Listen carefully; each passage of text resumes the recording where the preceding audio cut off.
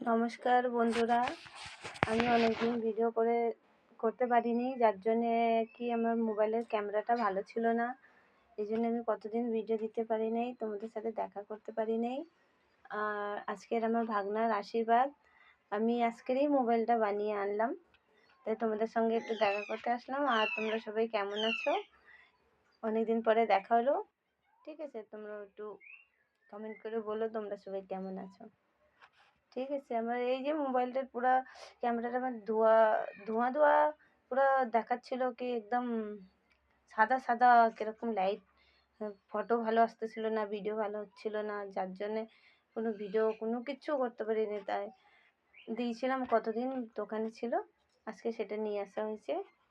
ঠিক আছে, আবার তোমাদের সাথে দেখা হবে। বাই। বাকি ভিডিওটা ওখানেই হবে, তোমাদের সঙ্গে আবার দেখা করাবো। ভাগনার এই যে নেক্সট ভিডিওতে ভাগনা ভাগ্নির সবারই ভিডিওটা ছাড়বো।